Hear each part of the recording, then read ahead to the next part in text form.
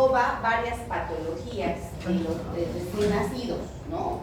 Que son patologías o enfermedades que básicamente son transmitidas, ¿no?, de la madre al bebé, ya sea por vía hematógena, ya sea por vía vertical a través del canal del parto, pero el bebé va a poder contraer esas enfermedades por esas dos situaciones. Este término fue propuesto por Andenamías en 1971 precisamente para englobar un grupo de enfermedades. Antes el término TORCH,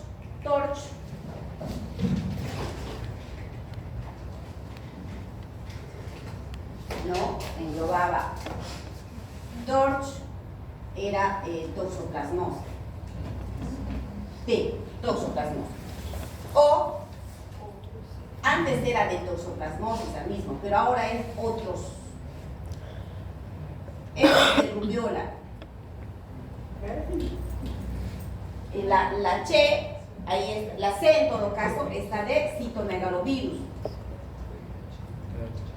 Citomegalovirus.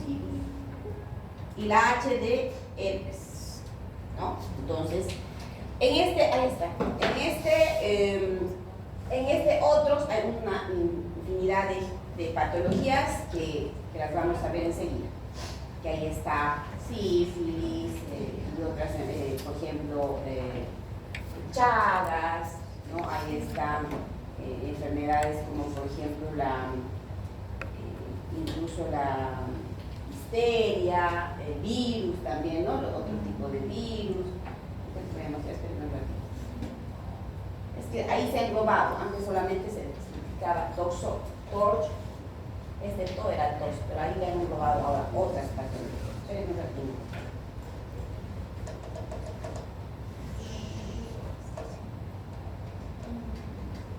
Creo que ya. ¿Ves?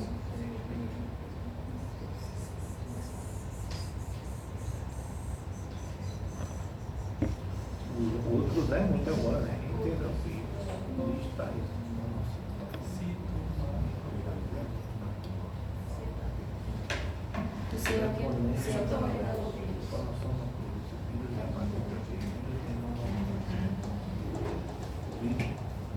Tá orando, Reinaldo. Tá orando. Tá orando. Eu tô lendo aqui.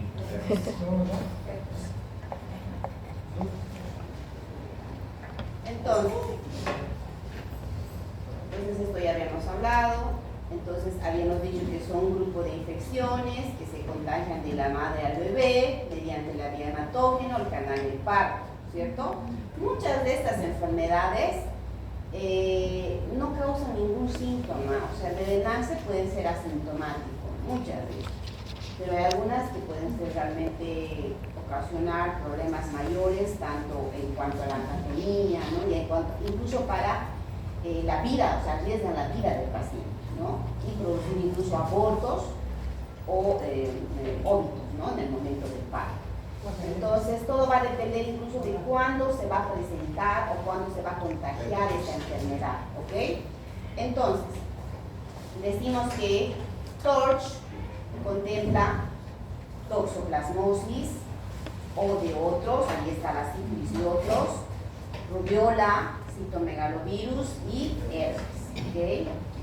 Aquí en otras, lo que decíamos aquí, hay una infinidad de virus, lo que les decía, enterovirus, listeria, tuberculosis, parvovirus, ahí está el treponema pálido de la sífilis, de Chagas, de la hepatitis B, el VIH, la licencia zoster, todas estas enfermedades engloban en otras, ¿ya? Que son enfermedades que también están dentro de este tipo de TORCH.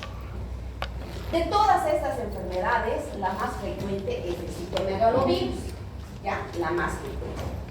En general, de todas estas enfermedades, como habíamos dicho, la mayoría son asintomáticas e inespecíficas. No hay un síntoma específico patognomónico que decimos, ¿no? Que no hay.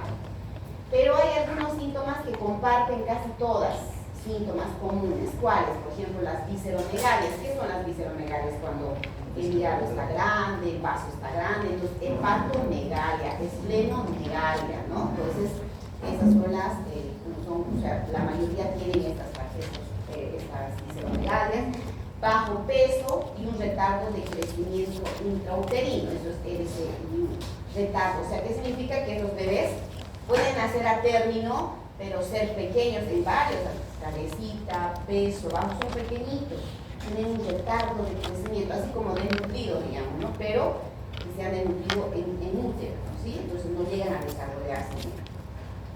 El más asintomático dice que es el citomegalovirus. Ahora, en general, el momento más probable de contagio, o sea, ¿cuánto es la mayor frecuencia de contagio del tercer trimestre? Porque sabes que hay un primer trimestre, segundo trimestre, tercer trimestre de embarazo, ¿cierto? En el último trimestre de embarazo es cuanto más tiene la probabilidad de contagiar la mamá al bebé, ¿ok? Si se contagia en este trimestre alguna enfermedad, qué sé yo, pues le va a contagiar al bebé. Es la más probable de contagio. Excepto el herpes, que es este se contagia a través durante el parto, ¿no? Cuando está saliendo el bebé, ahí es que se va a contagiar.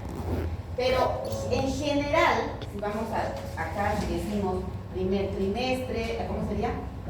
Bueno, primer trimestre, segundo trimestre, tercer trimestre, entonces hemos dicho que este es el más probable de contagio, el tercer trimestre.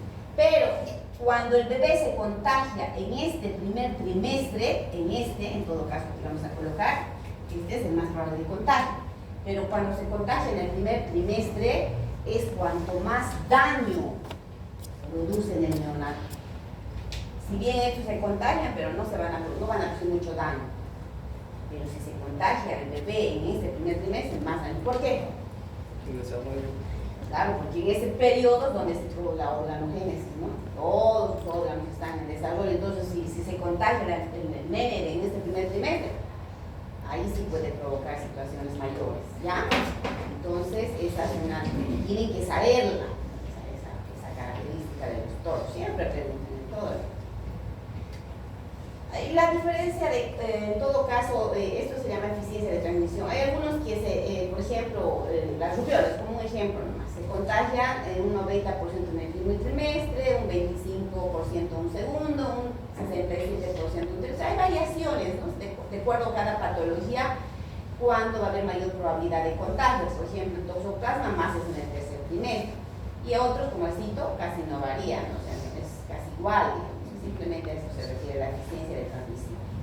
Ya hablando de lo que es la toxoplasmosis, está producido por ¿quién es el agente biológico? El toxoplasma. Y esta es cuando se infecta a la madre, cuando ingiere carne mal cocida que contiene quistes, o por la ingestión de ovoquistes de alimentos o aguas contaminadas de heces de gato. Normalmente la madre va a estar inespecífica, sin síntomas. La tasa de transmisión más frecuente es el tercer trimestre, o sea, aquí es donde se va a contagiar más. Pero la enfermedad es más grave, lo que decíamos, si se contagia en este primer trimestre. Hay una tetrada, ahorita vamos a ver en estos temas, hay muchos memotécnicos, se dice, ¿no? Memotécnicos que ustedes se les tienen que aprender.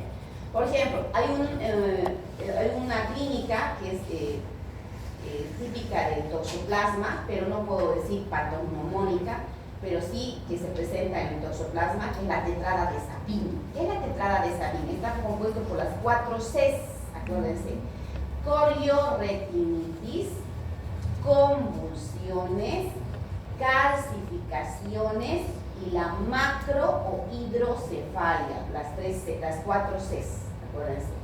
Y una característica de las calcificaciones en este toxoplasma, que son intracraneales, ¿ok? O sea, intraparenquimatosas podríamos complementar también. Bueno, la clínica, el diagnóstico puede ser la clínica, laboratorio, podemos hacer también diagnósticos a través de imágenes, ¿no? Una tomografía mínimamente para ver si hay calcificaciones, se supone, o sea, hidrocefalia, macrocefalia. Seguramente le pediré también pruebas laboratoriales, serología para IgM o IgA, específico para toxoplasma, un PCR también para determinar el ADN molecular, el líquido cefalorraquídeo del toxoplasma, ¿ok? Y el tratamiento normalmente está a base de sulfadiazina, piremetamina, ácido folínico, y si es que tiene compromiso de la retina, porque produce coriorretinitis, tengo que agregarle un corticoide. Entonces, más o menos aquí hay un gráfico para que ustedes tengan que acordarse de esta tetrada de Sabin, donde decimos que hay una, ¿esto qué se llama? Hidrocefalia, ¿no? Y de paso macrocefalia, grande la cabeza, con líquido. La coriorretinitis, la afectación de la retina, ¿no? ¿Qué más? Convulsiones, el niño empieza a convulsionar, y las calcificaciones, estas calcificaciones que son intraparenquimatosas, ¿okay? Dentro del parénquima, o intracraneales. Entonces esas son características típicas de lo que es la toxoplasma o la toxoplasmosis, ¿okay? Y bueno, también vamos a conocer un poco lo que se llama la sífilis. La sífilis congénita. Esta es producida por el treponema vagum. Hay tres tipos de manifestaciones. La fetal, o sea, un tipo de presentación en cuanto a sus síntomas, la fetal, la temprana y la tardía, y esto va a depender mucho del tiempo en cómo se afectado, o sea, presentan los síntomas. Por ejemplo, la sífilis fetal es cuando ya el bebé nace con alteraciones mayores, se presenta en un 40%. El paciente tiene, miren su estómago cómo está distendido. ¿Por qué? Porque hay hepatomegalia, esplenomegalia, incluso a nivel pulmonar una neumonía, es como unos infiltrados a nivel pulmonar que hace que eso pacifique bien, o sea, y se hace incluso blanca la placa, por ese infiltrado pulmonar difuso, ¿no? El paciente está edematizado, con un hidrops fetal. Entonces, esa es su característica. Son pacientes que la verdad normalmente no llegan a vivir, o sea, porque ya vienen con alteraciones mayores, o sea, la mortalidad es alta en los pacientes. Entonces, estas son las características de la sífilis fetal. Pero también hay la sífilis temprana, aquella que se produce, los síntomas recién se van a producir un poquito más tarde, pero sí en niños menores de 2 años. O sea, ¿qué síntomas van a manifestar estos pacientes que se han contagiado en esta etapa? Pénfigo papular más descamación, esplenomegalia, coriza y osteocondritis. Incluso ayer vi en algunas diapositivas y alguna literatura donde ponen el mnemotécnico la madre peco de peco, de pénfigo, esplenomegalia, coriza y osteocondritis, ¿no? O sea, para que se acuerden. El pénfigo, por ejemplo, son estas, ven acá, son como lesiones descamativas tipo ampollares que aparecen en la piel del bebé. Ese es el pénfigo, ¿no? Ese es el pénfigo. Acá también un pénfigo ya necrosado, ¿ven? Horrible. Entonces, esa es la característica, por ejemplo, de la sífilis temprana. La coriza también es, bueno, en realidad es como un fluido serohemático, ¿no? Los niños empiezan a tener este tipo de secreción entre cera y sangrado. Entonces uno tiene que sospechar de una sífilis cuando un recién nacido tiene este tipo de signos, ¿ya? ¿Qué más? Que dice, bueno, esplenomegalia, ya saben qué es, hepatomegalia, lo mismo. Osteocondritis, en realidad esta llamada pseudoparálisis de Parrot es cuando afecta las articulaciones con procesos inflamatorios que hace que el bebé tenga tanto dolor por la inflamación de sus articulaciones que no quiere ni mover, por eso se llama pareciera que están como una parálisis, pero no mueven, no tanto porque no es que hay un problema neurológico, es un problema más de tipo articular y óseo, pero por el dolor no lo mueven, por eso se llama pseudoparálisis del Parrot. ¿Okay? Y entre otras también puede haber adenopatías, ¿no? Entonces son síntomas que van a ir manifestando incluso hasta los 2 años. Y aquellos que ya tienen alteraciones, o sea, de una sífilis congénita que puede repercutir incluso con síntomas a niños hasta más de 2 años, ¿qué va a hacer? La nariz sencilla de montar, eso son como ya secuelas, digamos, maxilar superior corto, mandíbula inferior protuberante, la triada de Hutchinson, mira, aquí está mi nombre, está como para que se acuerden, el mnemotécnico, ¿qué dientes tiene Sonia? ¿No? ¿Qué de queratitis intersticial? dientes en tonel y sordera neurosensorial. O sea, esa es la característica de la triada de Hutchinson que se presenta en la sífilis tardía, ¿no? Entonces, esta es la nariz sencilla de montar, miren. Los dientes de Hutchinson, como es como de piraña, como de pirañita tienen los dientes. Entonces, estos son los signos, digamos, que llega a presentar en una sífilis tardía, ¿ok? Y la queratitis a nivel ocular de intersticial. Y por supuesto la sordera neurosensorial. Entonces, queratitis intersticial, dientes en tonel, sordera neurosensorial son la triada de Hutchinson que tiene el paciente con sífilis tardía. Puede haber incluso también coriorretinitis, glaucoma, hidrocefalia.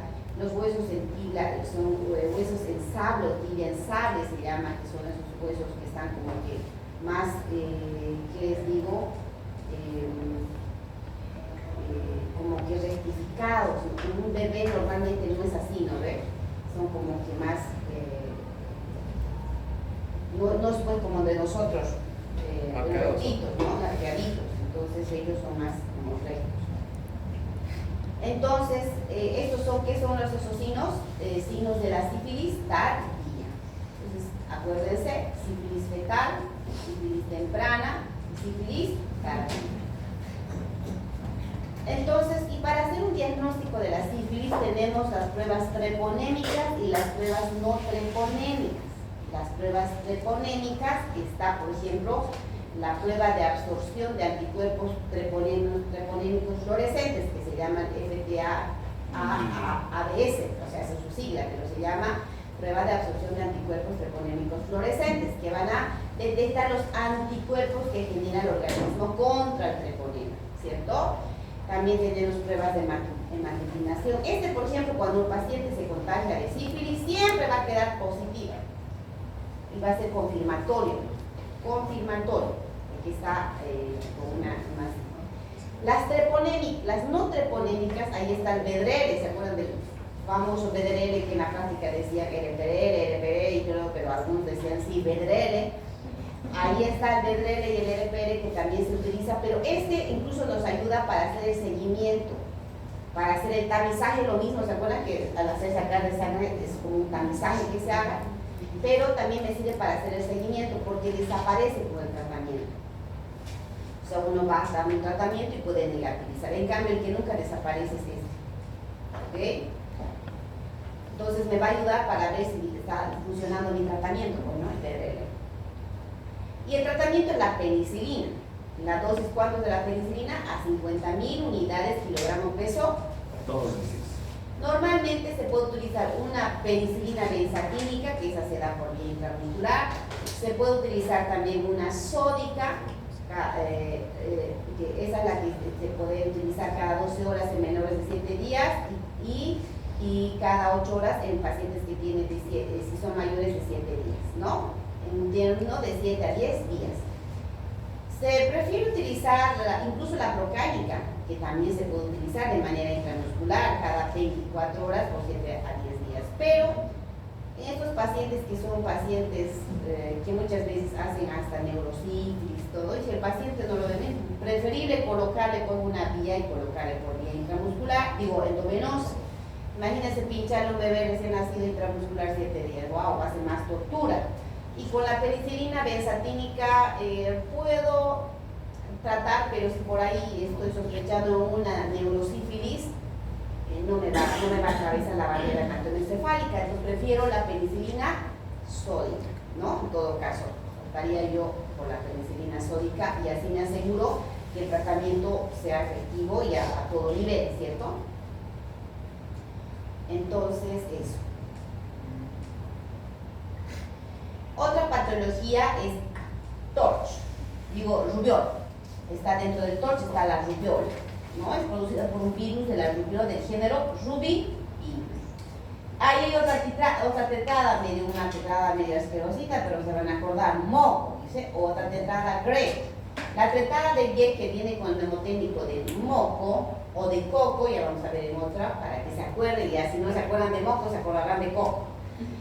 M de más de microcefalia, O de catarata, C de cardiopatía congénita, que es la persistencia del conducto arterioso, y O de oído, o sea, que se van a dar cuenta que afecta el oído, de la sordera neurosensorial. Esos son cuadros característicos de la alveolar. No patológicos, repito, pero sí son característicos. La microcefalia, catarata, cardiopatía congénita y sordera neurosensorial. Puede haber otros síntomas también. Miren, acá también puede haber ictericia, puede haber también hepatomegalia, puede haber esplenomegalia, puede haber una retinopatía, una neumonía intersticial. Ven que van compartiendo varios síntomas, pero hay algunos en particular que lo van a diferenciar del otro, ¿no?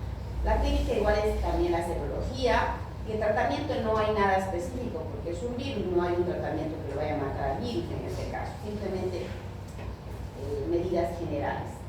Y aquí está la otra tetrada, lo que decía de o de moco o de coco, o de persistencia del conducto arterial del corazón, o de oído, o de orejas, de sordera neurosensorial, C de microcefalia o de cataratas. Aquí son las cataratas, ¿no? Las cataratas. Entonces, eso es típico de la rubiola. Es un tema bien puntual donde ustedes van a tienen que ir focalizando, chequeando los síntomas y signos que lo caracterizan de uno y otro.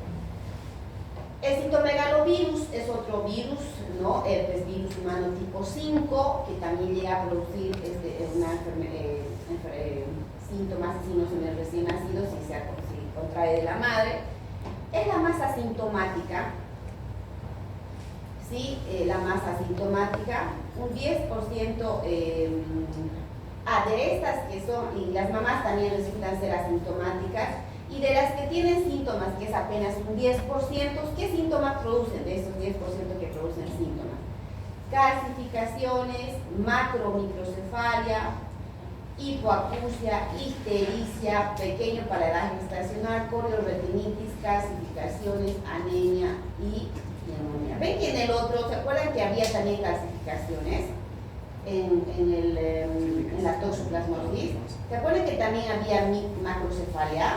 Y también en el otro había coriorretinitis y también había convulsiones. ¿Ven que comparten lo mismo? Pero la diferencia, por ejemplo, de toxo y cito, hay un pequeño detalle. En estas sus calcificaciones son periventriculares. Justo, digamos, los ventrículos, tenemos ventrículos, ¿no ven? En el cerebro, donde va circulando el líquido cefalorraquídeo, es como espacios donde ahí está. Entonces, peri significa al ladito. Ahorita les voy a mostrar una foto. O sea, son como que alrededor de los ventrículos sus calcificaciones. Así. Estos son los ventrículos, ¿no ven? Entonces, alrededor. En cambio, de la toxo es como que más intraparenquimatosos, dentro del parénquima cerebral. En cambio, estos son periventriculares, alrededor de los ventrículos, justo al lado, digamos, ¿no? Entonces, esa es la diferencia de las calcificaciones en cuanto al cito y el toxo. Pero después comparten los mismos signos, ¿ok? Entonces, el diagnóstico básicamente es a través de un cultivo, puede ser a través de también PCR, muestras de orina o saliva. El tratamiento, hay un antiviral, en realidad hay antivirales que se utilizan en este caso, que es el ganciclovir y el baganciclovir, ¿ya? Y hay otra segunda línea que también se ha utilizado, que es el cidofovir y el foscarnet, ¿ya? Que son tratamientos para este tipo de... Entonces aquí está la coriorretinitis, mira las calcificaciones periventriculares, la ictericia también es un síntoma de este cuadro de citomegalovirus, y la trombocitopenia. Son pacientes que a veces vienen ya muertos cuando realmente se afectan desde el primer trimestre. Pueden venir así con alteraciones terribles, con plaquetas bajísimas, ¿no? Donde bajan las plaquetas. Entonces, ¿qué van a hacer los pacientes? Van a sangrar. Trombocitopenia. Y el herpes es otra enfermedad que forma parte también, que sería aquí el último, que es producido por el virus herpes humano tipo 2, se transmite durante el parto, en el momento del parto a través de pasaje, ¿no? Entonces, es por eso que si la mamá tiene herpes, no se hace parto. ¿Qué se hace? Entonces, pero si por alguna razón pasó esa situación, puede haber esa posibilidad de contagio. Y hay tres tipos de manifestaciones que va a producir el herpes. Una, que es la enfermedad de piel, ojos, boca, o llamada también enfermedad cutánea ocular oral, ¿no? Que produce lesiones vesiculares o ampollares en todo el cuerpo, o sea que afecta a la piel, con lesiones vesiculares y ampollares en todo el cuerpo, y en los ojos produce úlcera corneal dendritiforme, y en la boca estomatitis. O sea, por ejemplo, esta es la enfermedad de piel, boca y ojos. Miren la piel, estas son lesiones vesiculares y ampollares, como la varicela. ¿Conocen la varicela? En la boca produce la gingivostomatitis con aftas. ¿Conocen la gingivostomatitis? ¿Alguien ha tenido, como le decíamos vulgarmente, un fuego? Eso se llaman aftas, ¿no? Entonces más o menos tipo aftas, y produce este tipo en la boca del bebé, ¿no? Como aftas, como vesículas, aftas en toda la boquita. Y bueno, en el ojito también va a llegar a producir lo que se llaman las lesiones dendritiformes. Bueno, a esto seguramente úlcera corneal dendritiforme, perdón, como norma es que yo le mande al oftalmólogo, que él verá y me dará su diagnóstico de hecho, claro, ¿no? Para detectar estas úlceras corneales dendritiformes. Otro tipo de afectación del herpes es la enfermedad como afectación del sistema nervioso, es aquel que ya tiene una encefalitis. El 30% de pacientes que hacen herpes neonatal que hacen encefalitis, ya con todos los síntomas que vendrán de fiebre, puede tener convulsiones, alteraciones del estado de conciencia, letargia, ¿no? Seguramente vendrá con eso el paciente. La enfermedad diseminada significa que también llega a ser que este herpes no solamente se enfoque a ojitos o a pies, sino a todo. Puede haber hepatitis, carditis, neumonitis, esofagita, a todo nivel, porque va a afectar, estas lesiones pueden afectar incluso las mucosas, ¿no? Entonces, esa es la enfermedad diseminada. El diagnóstico a través de un cultivo, ¿no? Y también por métodos de PCR, inmunofluorescencia, para poder evidenciar que el paciente ha sido contagiado. Tratamiento aciclovir. El aciclovir endovenoso es el tratamiento para herpes.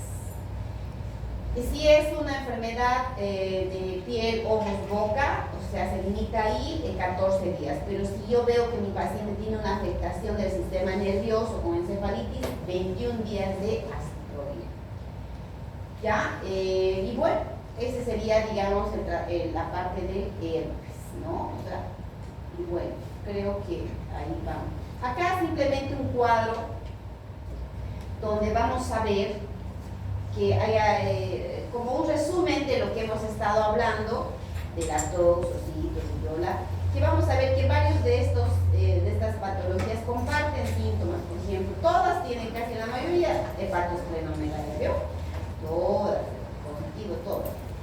Lesión cardíaca, no todos, pero sí la rubiola, el herpes, el parvovirus. Bueno, no hemos hablado ahora del parvovirus, pero también forma parte.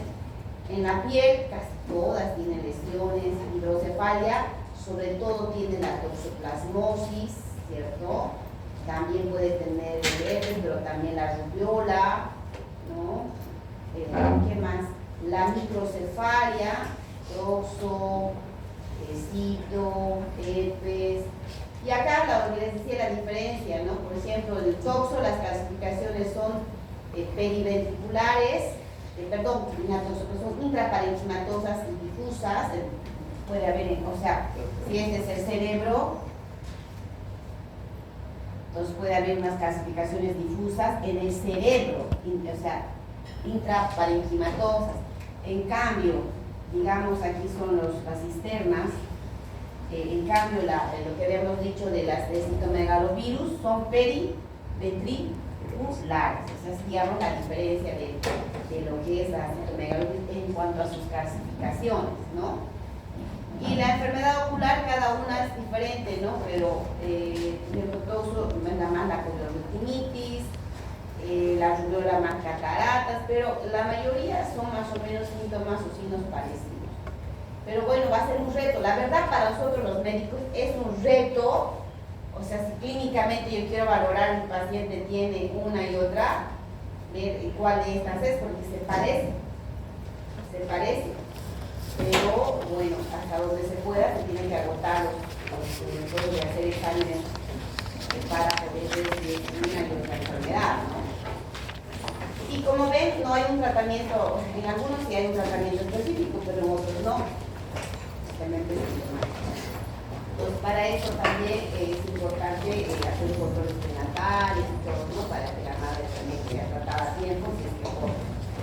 Bueno, ven, les decía, es un tema corto, pero sí es un tema donde ustedes tienen que ir aprendiendo varios signos o triadas, entradas, que les va a tomar un tiempito, pero es repetir. Y vayan viendo las imágenes, también que también eso les va a fijar más conceptos. ¿Alguna duda? ¿Qué pasa? Eso sería, jóvenes, ese es el último tema que va a entrar en examen, ¿ya?